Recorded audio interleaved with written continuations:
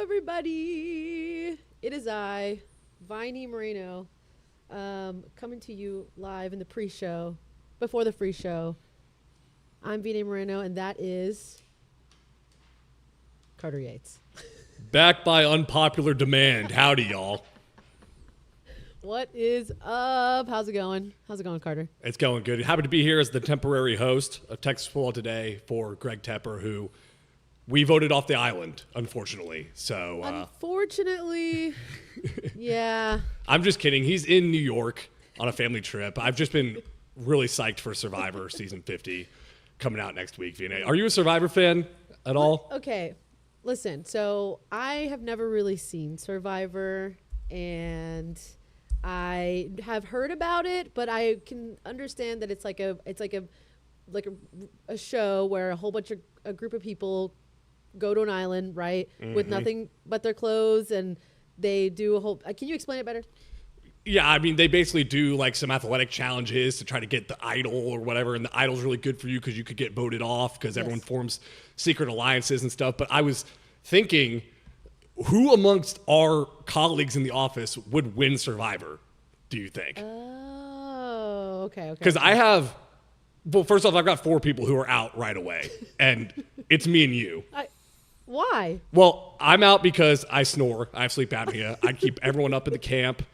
And I also eat a ton of food, too, so I'd take all the rations, and everyone would get mad about that. You do be munching on the snacks in the office. And I don't think you can lie, VNA. You don't think I can lie? No. I think if I came to you and was like, VNA, I feel I'm on the outs here. I need a friend. Please tell me, am I safe? You would say, yes. Oh, my God. You would start laughing because you can't lie. I feel like I would be very nice. I feel like, I don't know, because is that like the whole purpose is like to kind of get around people and kind of like lie your way through a couple of things? A little bit. There's a bit of gamesmanship. Yeah. I also immediately chopped off Craven from this list because he would leave voluntarily, so he didn't have to hang out with all of us on that island. And then Gavin, when I posed this question to the office, Gavin got out of his chair to say I would not win. I said, Gavin, I wasn't going to pick you as one of the top guys. I'm sorry, man. Can I say, like, who is the first person to come to mind that I think would probably win? Yes, tell me. Okay, so I think Mallory because really because she's a small person, right? And so I feel like she's also very athletic. But the thing also, I think she's also has a great personality and a bubbly personality, kind of like I do. And so I don't know if she could probably like lie. Well, I asked Mallory to give me her pitch of why she would win. She said she's a good hang. So I said, yeah, you're going to have to give me a little more than that. She said she's a good hang? Yeah, she's a good hang. She's got good vibes. Okay. You know who? I didn't go with Mallory to win this. I went with Ashley Pickle. Dude, Ashley. I know why. You know why? Because she knows, like, she's from Llano. She got that Llano, like. Exactly. Yes. Well, because my fiance always says around the house there's pink jobs and blue jobs for guys and girls. Mm-hmm. Pickle knows more blue jobs than I do. Like, she is so handy. She could be around the camp. She would be making all of our shelters. She'd be fetching all the food. I mean, the camp would fall apart without her. The office right now is falling apart without her. She's not here for a while this spring. For real, they got me and you on this show. Yeah, look at this. Case in point, me up here. Oh my gosh. Yes. I think Ashley would definitely just take the cake on this. So congratulations to Ashley Pickle for winning our mock Survivor show. Did we forget anybody? What about Powers? Wait, Powers. Powers would be. You know what? Powers does have that papaw strength. No, dude. Powers would be like, he would probably figure out ways just to, like, I don't know. Powers. Well, let's hear from him. Let's hear. What does Powers have to say? Powers? Give us your pitch. Well, first off, I want to say that it would be a dream of mine to be on Survivor, but I have a caveat to this. I am completely disqualified. I'm never allowed to be on Survivor. I'm never allowed to be on Big Brother because of my previous employment at CBS. So Really? I'm like, that was one of the things that's like What? in your contract is that you can win no prizes from CBS. You can appear on no shows in perpetuity. So was that like when you were signing the contract, you're like, okay, the non-compete, fine, the pay, fine. No Survivor? Oh, Did it give you pause? It was actually the only thing in the contract that I know that you should worry about all the other stuff in the contract, but that was like the one thing that we debated upon the most in the house, not because you wouldn't sign it or whatever, but just because like that's a wrinkle because I was a huge Survivor fan from the very beginning. Wow. Right. So, and also I like Big Brother. And you know what? Wheel of Fortune, Price is Right. Like all these are like CBS has all the good shows, and you can't be on any of them. I can't be on any of them. For life. For life? But For he can life. be on this show. Yeah, it can be. There's here. your consolation prize. I didn't like that sigh, by the way. I think that he rises to the top constantly in these battles that we have. Adam Hochfelder would be pretty good at Survivor. Now, The what I president think- of our company. Why did you think you said that because he's the president of the company? No, I That didn't factor into your calculus. I rank things for a living. So I try to be as unbiased as possible. So this had nothing to do with anything other than I feel like Adam has the type of personality that you would feel bad to vote him out. I didn't think about that. You can't look at his face You're right. and vote him out and say, get off the island. Right. So I think that he would have bring something certain to the camp that would be entertaining. I don't know about his eating habits, like what you said. I do agree with what you said about if you're eating I'm a up liability. like you have to have your carbs, you have to like power load in. Yeah, I require too much fuel. That is actually probably something that would work against you. Yeah, so I can't win the mock Survivor in the office, but I can host Texas Football Today, which I'll do coming up here after the theme music.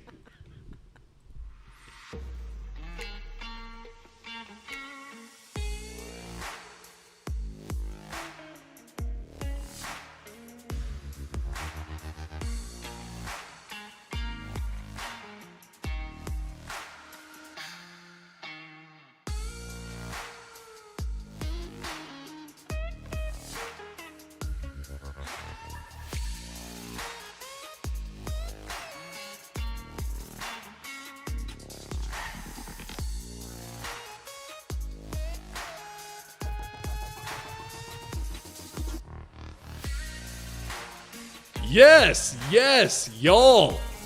From the Dave Campbell's mothership in beautiful Lewisville, Texas, it is Texas Football Today, and I'm your host, Carter Yates. Whether you're listening to us on YouTube, Instagram, Facebook, Twitter X, Napster, LimeWire, we just thank you so much for being a part of this show.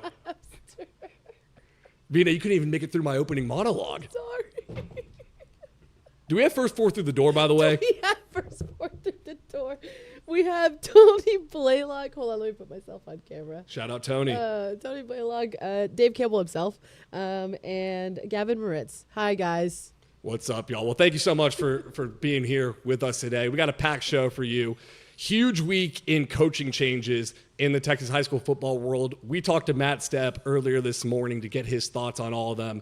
And then the back half of the show, I'll bring on my man Greg Powers to recap the 2016 Super Team and see how those guys' careers panned out in college and the professional ranks. But first, an absolutely massive week in Texas high school football with coaching changes. The biggest one, not the biggest one, but one of the earlier ones this week was Humboldt-Atascocita hiring Kyle Coates from the Woodlands College Park. Let me scoot over here real quick. There we go. Craig Stump retired this offseason after a 14-year run when they had at least 10 wins in 12 seasons there. So he completely remade Atascocita's program. He retires in mid-January, and now this week it broke that Kyle Coates, the Woodlands College Park coach, will be coming to Atascocita. He gave the Woodlands College Park their second playoff appearance in school history in 2024, then made the school's first ever regional semifinal in 2025. And College Park had a lot of great talent coming back, namely superstar quarterback Camden Hughes. But you can't often say no to a job like Humboldt-Atascocita. That shows the job that Craig Stump did to build it up to where it is now. And we got Steph's entire thoughts on how this search went and how the decision came down. Yeah, I think this is an excellent hire for Humboldt-Atascocita. Kyle Coates is a proven winner. The job that he's done at College Park, you look at College Park and where they were as a program prior to his arrival, they had won one playoff game in school history, never won a district championship. And in year two, 4-6 in year one, year two, they win a playoff game. Year three, they go 11-2, 12-1 on the field. They had a forfeit, but they actually went 12-1 on the field. But officially, they were 11-2. First ever outright district championship. They defeat the Woodlands. They defeat Willis in the same year. They get to the third round of the playoffs. Just an unbelievable job that he did at College Park. And this guy, Kyle Coates, has shown his stock is fast rising. We're talking about a guy who, before he got to College Park, was the co-defensive coordinator on DeSoto's 2022 state championship team. He's a guy who's got experience in the college game. He was Todd Orlando's analyst at the University of Texas. He's a fast riser, and I think he's going to bring much-needed energy, enthusiasm, and juice into Atascocita's program. I know Atascocita alum, our own Gavin Moritz, is super excited about this hire, and I think this is going to be really – it just makes 17-6A, the District of Doom, that much tougher with North Shore C.E. King. You're throwing a rejuvenated Atascocita in there, Summer Creek. It's going to be a war every week in District 17-6A. Thanks to Matt Stepp for giving us his thoughts about Humboldt-Atascocita hiring Kyle Coates. And I really didn't know that Kyle Coates had that college coaching pedigree under Todd Orlando at Texas. So a home run hire for Atascocita, but it wasn't the only home run hire. We also have Hutto hiring Alvarado's Casey Walraven. Now, Stepp is going to talk about this aspect of the job as well, but Hutto didn't expect to have to hire a new coach so soon. North Crowley offensive coordinator Eli Reinhardt took the job last year, led them to a 9-3 season, their best since 2019, and then he took a college offensive coordinator job at Grand Valley State in Michigan. He is from Michigan. His dad's a high school coaching legend in Michigan, so wanted to get a little closer to home. So now Hutto's got to hire their third head coach in 3 years' time, and they choose Casey Walraven, who has a 99-58 career record over 14 seasons, but most recently was coaching at his alma mater, Alvarado, has gone 25-2 over the last 2 years.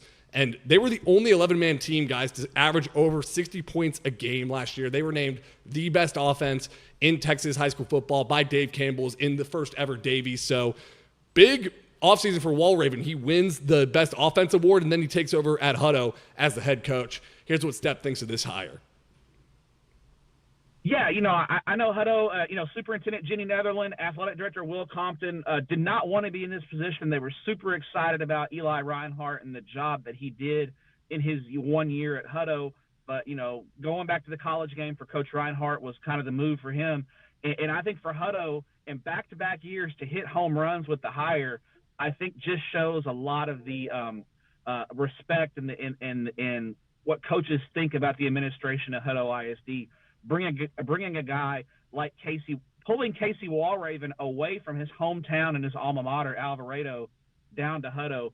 And Coach Walraven, I think, did a masterful job rejuvenating that Alvarado program, going 25-2 in 2 seasons and going into back-to-back regional finals. And I think it's a great fit.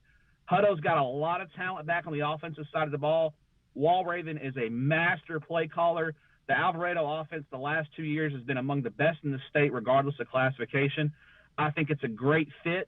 And I think Coach Walraven, even with Hutto opening up a second high school in 2027, I think Walraven's going to keep Hutto right there in the mix in the Austin area. So I think this is a great hire. And then I think when you look at the Alvarado job opening up, I think this is a really attractive Class 4A gig just outside of the DFW Metroplex. For those of you who don't know, Alvarado's about, 30 minutes south of downtown Fort Worth, right on I-35.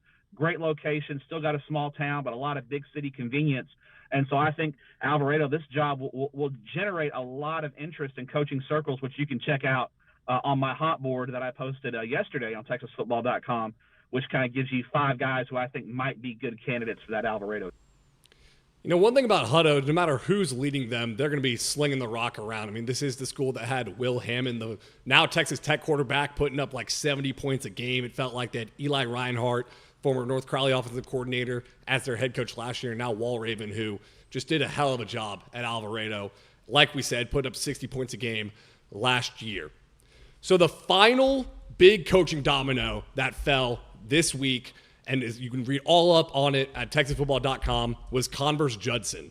So they're hiring Mesquite Horn's Vernon Hughes to replace Judson alum Mark Soto, who posted a 17-27 record in 4 seasons. I mean, he was a long-time assistant at Converse Judson. That was his alma mater. He retires this offseason. But I think you'll notice that Converse Judson is a program, and Stepp will talk about this, that historically hires from within and hires guys who played football there because they know about the culture. And that culture, they had 44 consecutive winning seasons, 6 state championships from the late 1970s to 2021, but they haven't had a winning season since 2020. And they were blown out by Laredo United in the bi-district round of the playoffs last year. And I know that was a big eye-opener for a lot of people across the state that Converse Judson would lose to a team from Laredo. Now, Laredo United was a great program, but that's just not something you saw historically would have been even thought possible back in the 90s. So they go with Mesquite Horn's Vernon Hughes, and Hughes, he's most recently at Mesquite Horn, where they went 2-7, but Stepp will talk about he actually did a pretty remarkable job there, still in the playoff hunt in 11-6A, the District of Doom, with the situation he inherited. But he's a Central Texas guy. I mean, he went 17-5 over 2 years at Pflugerville-Weiss and was a longtime offensive coordinator in that area too. So here's Matt Stepp on the hire of Vernon Hughes for Converse Judson.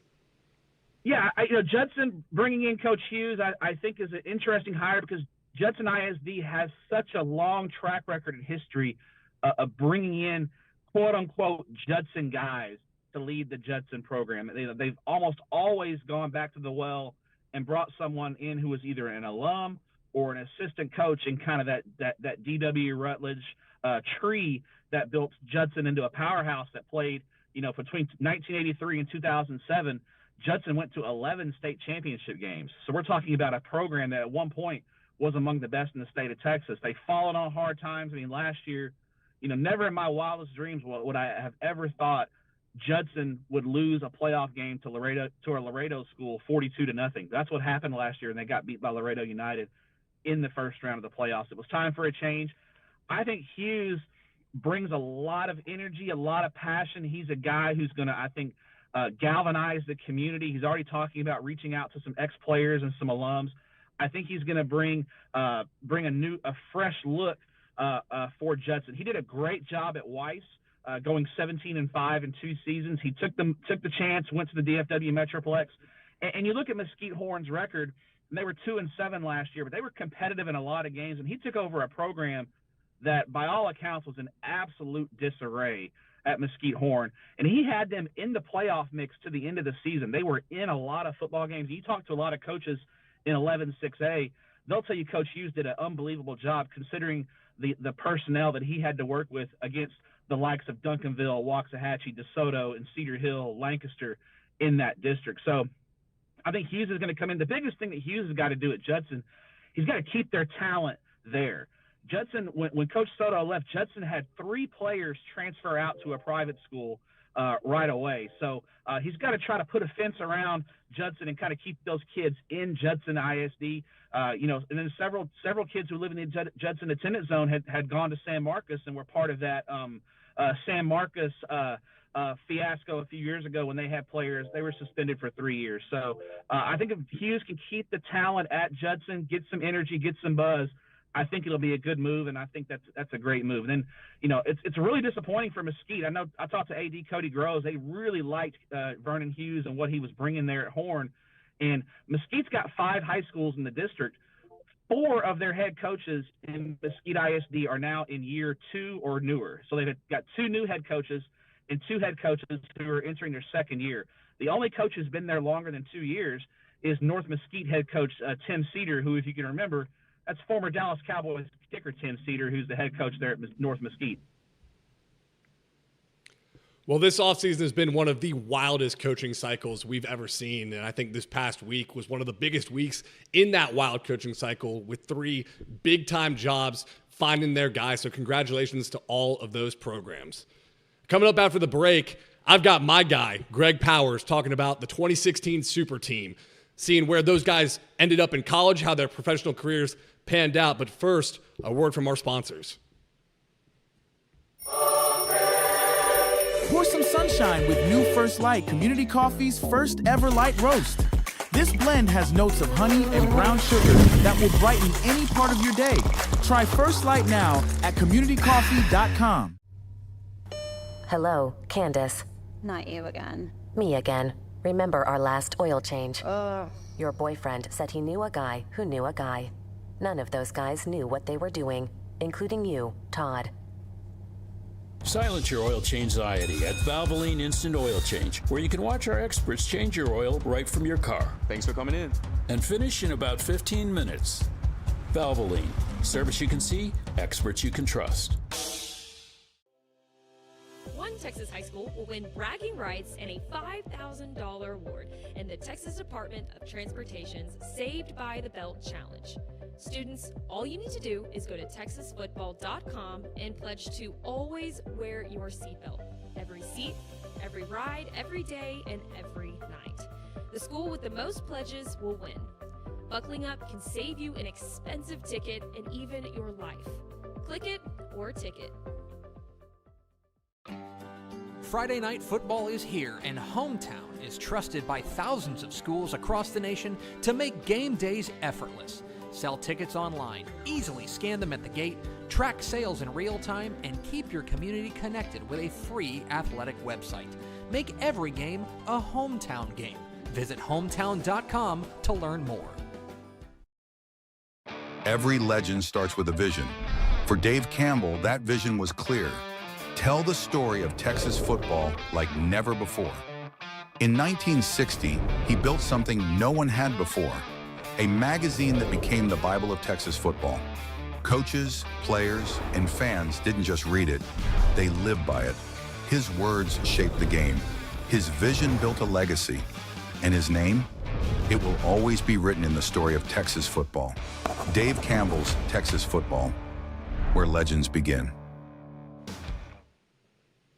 Welcome back into Texas football today. I am your host, Carter Yates. And as I'm watching that last ad roll of Dave Campbell's Where Legends Begin, if you've been riding with us, you've noticed we've started saying that in the past year, but we've been doing it for decades before this, since Dave Campbell started this magazine back in the 1960s. And I say we've been doing it for decades before this because exactly a decade ago, we had Where Legends Begin with the 2016 Super Team. And here to do a little bit of look back on that is the man, Greg Powers. What's up, Carter? Let's go. Having me on, man. This is always fun to catch up about these guys who used to be stars, and some of them are still stars. 100%. We'll get right to it. Let's talk about the offense first, and then we'll go to the defensive side. I got to say, Powers, I wanted to do this look back with you because the first guy I see when I open up the book is Sam Ehlinger, the Austin Westlake quarterback, who I've said this before, he might be my favorite football player I've ever watched as a University of Texas grad. Not because Sam Ehlinger was the best quote-unquote football player, but because in my time, in my biggest fandom period as a University of Texas fan, he was the first guy I felt like loved Texas as much as I love Texas with the passion he played with in the game. Now he's with the Denver Broncos. Well, that's exactly what made him a four-star back in this recruiting cycle and one of the top quarterbacks not only in the Lone Star State but the entire country. Ehlinger had Westlake playing at the highest stages of football in Texas on the high school scene and was always a tremendous interview. But he was confident. He carried himself well, and just one of those guys that you could hang the banner on if you're an Austin Westlake fan. He's one of the all-time greats. Yeah, and he's commemorated here on this magazine. You can see right there, it's Todd Dodge and Sam Ehlinger. Then on the front, Patrick Mahomes, who's a first-team All-Texas guy in this magazine too. Two of the best covers, easily. Yes, such an This is cover. very strong, gatefold and main. So, I said Sam Ehlinger was perhaps my favorite player. Where does LaGrange running back J.K. Dobbins rank favorite players? Because he's the first Ohio State running back to ever rush for 2,000 yards after he's in this magazine. Well, I think back to J.K. Dobbins. He battled through some injuries at in his time at high school, and that's continued on to his NFL career. Always one of those sneaky fantasy football player pickups for me at the Huge back waiver end. wire guy. Yeah, back into the draft, waiver wire, whatever. But I can remember when J.K. Dobbins set the all-time, they called it the spark record there, and that was the Nike testing where you run the 40, you do the 5-10-5 shuttle. I believe you had to do bench press reps and some other drills. Well, they put all that together in a rating.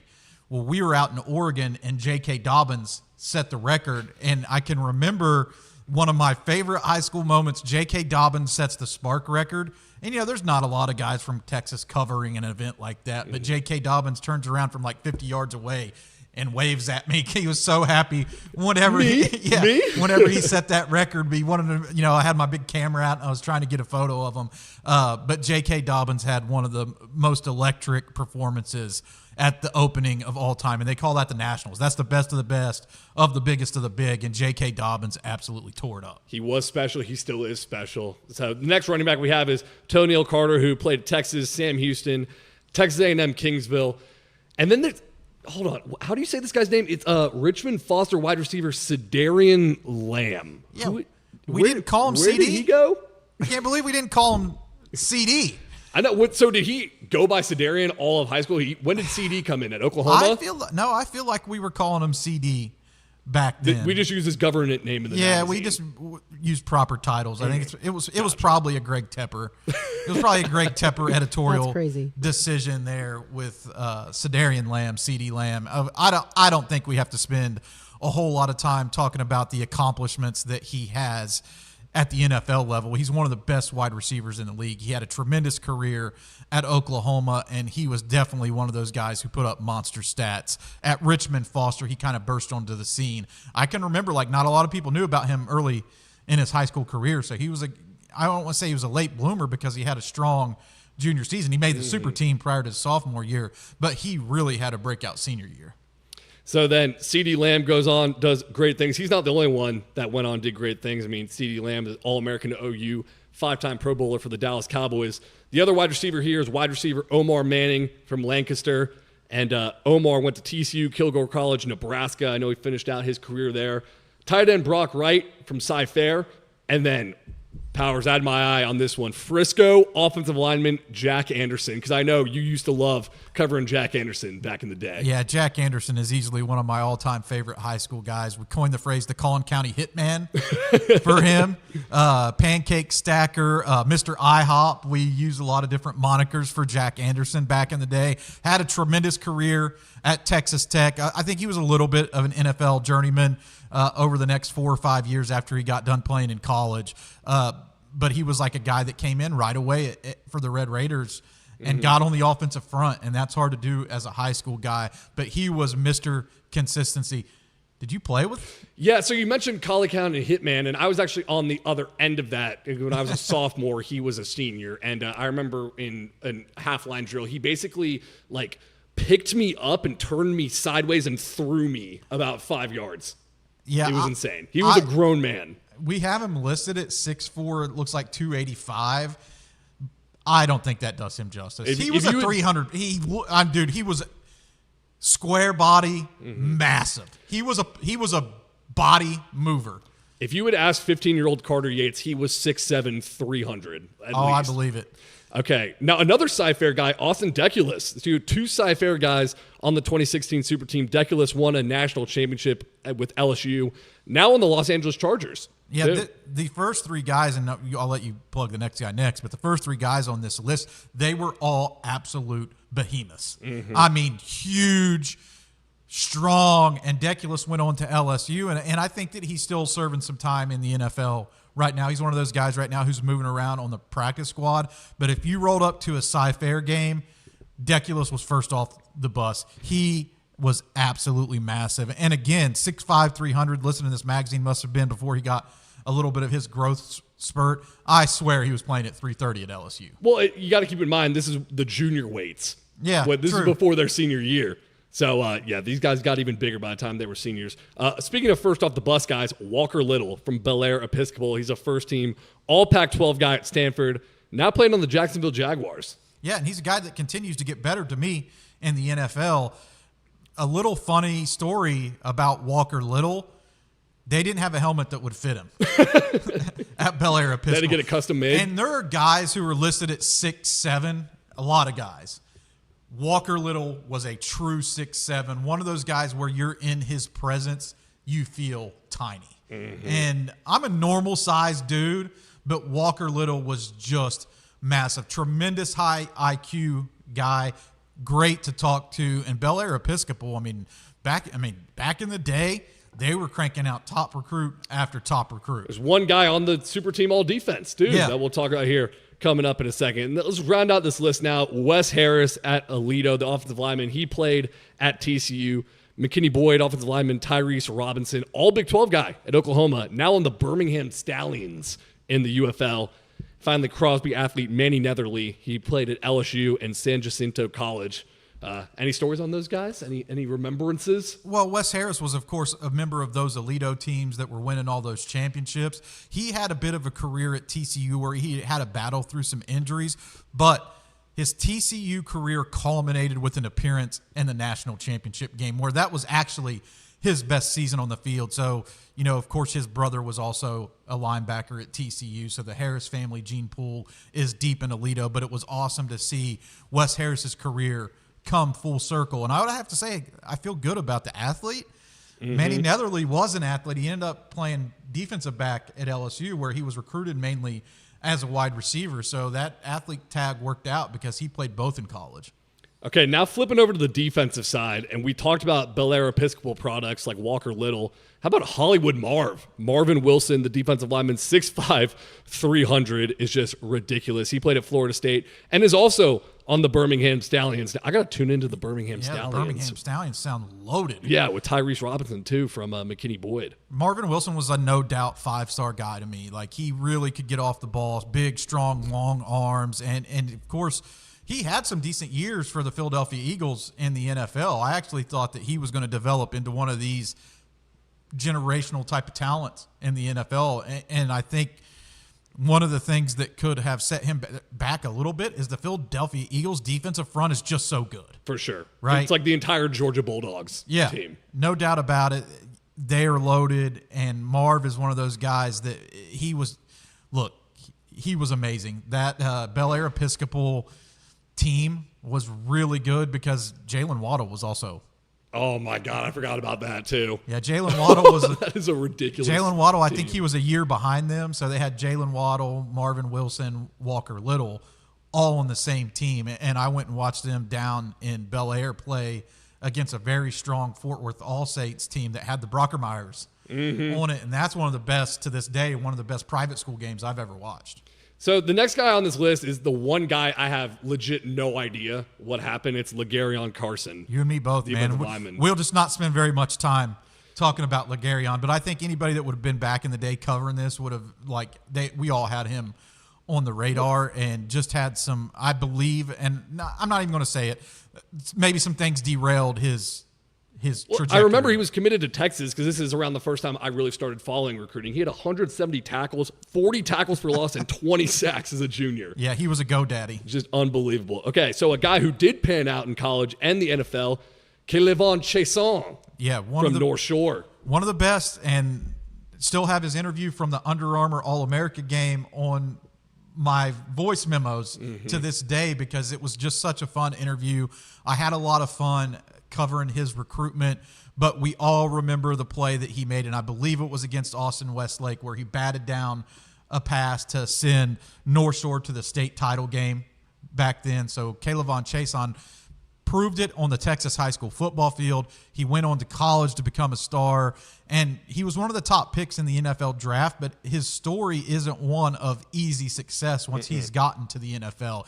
He's a guy who had to learn how to put in the work, develop into being, an NFL guy, and of course it paid off huge this year as he helped lead the New England Patriots to the Super Bowl. Yeah, because when you look at the highlight points, it's college football playoff champion, first-round pick, just played in the Super Bowl, but I love how you mentioned that too. And go on TexasFootball.com, guys, and read Mike Craven's article on Chason before the Super Bowl. It'll show you that it's never a straight line, guys. These guys are always trying to improve their game and get better, especially when you get to the professional leagues. The last defensive lineman we got on here is Taquan Graham from Temple, who, again, played at Texas, now on the Philadelphia Eagles. I love Taquan Graham in college. He never got the credit he deserved for how good he was, I think. I agree with that. And just to see that he's still kind of like a journeyman in the NFL, working through practice squads, still battling for those roster spots, kind of speaks to what I think of as Temple football. I think of Temple football as one of the blue bloods in Texas, one of those teams that has strong work ethic. They continuously pump out great players, especially on the defensive side of the ball. There's been some good offensive players as well, but I think of Temple as a defensive-minded, no-nonsense, will knock your face off type of team. And really, in the history of my thinking of that and where it kind of started was a guy like Taquan Graham. So I know you're a big fan of Taquan Graham. You had to be a big fan of Baron Browning, too, because he went on to Ohio State. He was at Kennedale, an absolute beast. He was on the Rising cover. Yeah, he was. Yeah, he was the Rising cover boy. Rare skill set, Baron Browning, and he was a tremendous talent at Ohio State. That's why he heard his name called on NFL Draft Day. I think he was a first rounder, if I'm not mistaken. Was he second round? He plays on the Arizona Cardinals now. I don't know when he got drafted. I can look that up for you, though. Yeah, I feel like he was a high draft pick by the Denver Broncos whenever he got done with his career at Ohio State. But he was a guy who absolutely could. Third rounder. He was a guy who could absolutely run, and that was his claim to fame. He ran like a running back. There wasn't a running back on the field who could actually outrun him, and he closed distances very fast. Probably the highest-rated player in Kennedale history. Mm-hmm. And I'll tell you who might be the highest-rated player in the history of his high school is the next guy, Anthony Hines the third. So I played with Jack Anderson. Sam Moore, our production guy, played high school football at Plano East with Anthony Hines, and he said, okay, how many tackles – he had 205 tackles and 24 tackles for loss in high school. And Sam Moore was like, he probably could have had 300, but he tried to absolutely knock the snot out of everybody on every single play and missed so many tackles because of it. Well, we were actually debating his height. Yeah, because he's listed at 6'3", but the afro could have been 6'3". Yeah, I believe he was closer to 6'1", 6'2", listed at 6'3". He not only had all those tackles, he had all the offers. He had 90 scholarship offers. 90 scholarship offers. He was the one. He was the truth. And it was one of the most fun times in Texas high school football, especially in Plano, because Plano West had a guy named Soso Jamabo. I remember him. So you had Soso Jamabo, who was a year behind these guys, and you had Anthony Hines doing battle in the Plano East versus Plano West war, and those games were absolutely must watch. Plano East had a pretty good team. Miklo Smalls was on that team. Some other guys. Sam Moore. Yes, Sam Moore on that team. Sam Moore catching passes for Miklo, trying not to get his brains knocked out by Anthony Hines. But one of those guys who was just absolutely fun to cover. I remember being at his live commitment when he committed to Texas A&M, and another one of these guys who continues to put in work trying to earn a roster spot in the NFL. I think he was a Cowboys practice squad. Yeah, he's been on a lot of practice squads. Won a Super Bowl with the Rams pretty recently. Oh, that's fun. Yeah. So he's been around the NFL and making a name for himself in the NFL. Okay, another linebacker, last linebacker, Austin Westlake's Levi Jones, who was the second Austin Westlake guy on this super team along with Sam Ehlinger. He played at USC, NC State for a bit, and I believe he bounced around the NFL. Yeah, he was one of those guys. I actually think that whenever he first burst onto the scene, he was playing wide receiver and then transferred developed into being an absolute star at linebacker, but it was his athleticism that set him apart. He's also the older brother of NFL wide receiver Zay Jones. Ah, okay. So I see why he was playing wide receiver for a little bit there. Okay, now on to the defensive backs. Port Arthur Memorial's Kerry Vincent, who ended up winning a college football playoff national championship at LSU on that 2019 team that's probably the best of all time in college football, or at least I think so, and played on a ton of NFL teams as well. He was another one of these guys, like if you put him in the camp setting, he brought this on tape too, but he was one of those guys who loved to get physical in man coverage, press coverage. He loved to come up and disrupt routes, and I'll throw this out. He was a dog. Like anytime you would go to see him, like he was a certified dog, a baller, and that's why he made this list. Sometimes you don't always get in the stat books when you're a great defensive back. Well, that was the case with Kerry Vincent. No one was going to test him at Port Arthur Memorial, which is actually now kind of a prospect factory. They had, 3 guys who signed at a high level last year. made it all the way to the state semifinals. But Port Arthur Memorial is just like Temple that we talked about. Port Arthur Memorial is one of those programs that just develops guys who have a concept of it's not just my talent that's going to get me to where I need to be. It's the work, and it's playing with a chip on my shoulder. Yeah. He and Vincent embodied that. So Vincent was a dog. You know who else was a dog? Jeff Okuda, the next guy on the list, South Grand Prairie defensive back who became an All-American at Ohio State, the 3rd overall pick in the NFL draft for the Lions, I believe, and now he's on the Vikings. DCTX 5-star. He was in that top 5, and at Dave Campbell's Texas Football, you have to be in the top 5 to be a 5-star. You know what? I think he's starting to figure it out in the NFL. Yeah, because he started off really slow for a minute. He started off slow for the Detroit Lions. There was actually, he's one of those guys who quite often you would see on social media people griping about like him struggling in coverage. But this season, I really feel like Jeffrey Okuda started to turn the corner. And one of the things that's interesting about his skill set is I thought he would be a safety. Big dude. He played safety at South Grand Prairie a lot of the times, but they would move him around. But then whenever he got to Ohio State, he became like a lockdown corner. He was in coverage, he rarely made a mistake in college. Like he was insane. He was locked down, and that's why he was a top first-round NFL draft pick. Well, it just shows how, this is not like a newsflash here, but the NFL is really hard because he was insane at South Grand Prairie, had no drop-off at Ohio State, was the best player on that defense, and then struggled a bit in the NFL, but now turning it back around, so that is good to see. Okay, 3 more guys here. Manville defensive back Derek Tucker, who was one time the SEC Player of the Week at Texas A&M and then transferred to Tennessee State. And then we have Dallas Bishop Dunn defensive back Chevin Callaway, who played at Arkansas. SMU did that little Rhett Lashley pipeline of playing at Arkansas, then going to SMU. And then South Lake Carroll athlete Robert Barnes, who played at Oklahoma, Colorado, for a bit in the UFL, actually, United Football League. And he kind of grew into a linebacker as he went into his after-college days.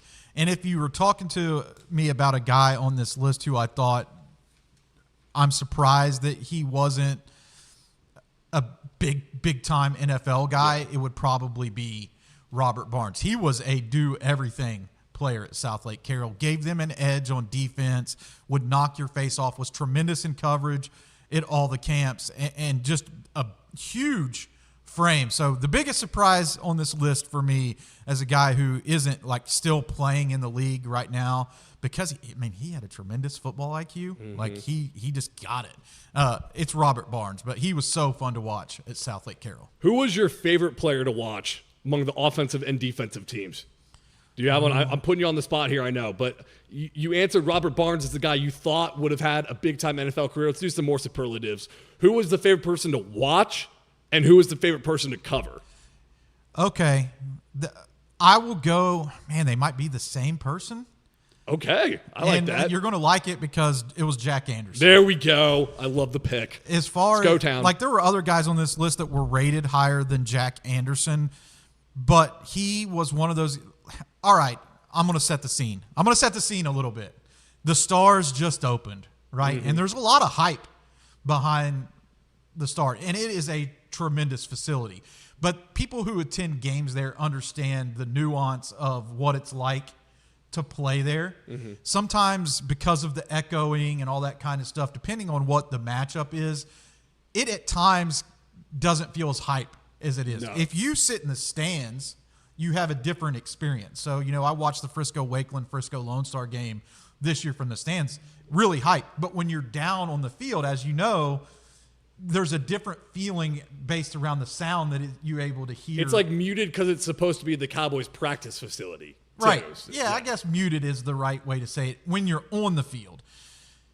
When he was playing, there was an electricity. You're like he was stacking pancakes game after game after game. And I went and watched him every year of his high school career. I had to go watch Jack Anderson because I knew that he was going to do what was my favorite thing, and that is absolutely plant a defensive lineman into the turf. We've done the DCTX Rising Game of the Week this year 11 or 12 times. You know for a fact, Carter Yates, when somebody pancakes somebody, I'm hyped. Gavin has to mute me because I'm going pancake. So, like, that's my favorite play in football. And if I think back, there's been some great offensive linemen. I don't know if there was an offensive lineman who collected more pancakes than the Collin County hitman himself, Mr. IHOP, Jack Anderson. He was the one guy who could break the Stars sound barrier in that stadium. And it was funny because his senior year, Frisco was running the triple option too. So he was just coming at full speed ahead at like a linebacker's face, which had to be nightmare inducing. I had a hard time picking, though. Guys that would get my honorable mention on this list would probably be Walker Little and Baron Browning. Like, Baron Browning was an offensive player playing defense. So, I mean, he was so fun to watch at Kennedale. Another one of these hard-hitting Texas high school football teams. Kennedale brings it, and Baron Browning epitomized it. But he was like a glamour player playing on the defensive side of the ball, like a skill guy. And that's what he brought to the linebacking core, which is different than a lot of other guys. That's why he was the rising cover boy. There you go. That's why he got it. Well, Powers, this has been a lot of fun. Can't wait to do this with you in 2027 when we look back at the 2017 Super Team. I'm going to have to see how I did. Yeah, I'll just let you go peel open a magazine. This one's pretty solid, though. I mean, a lot of hits, some misses, but in review, I'd say we passed the test. Oh, 100%. I'd say you passed with flying colors. Thank you. Well, that'll do it for this episode of Texas Football Today. Thank you so much to Matt Stepp for giving us his thoughts on the big-time coaching changes. Thank you to Greg Powers for going back out on his work, seeing if he passed that test with the 2016 Super Team. I think he did. And until next time, I'm Carter Yates saying so long.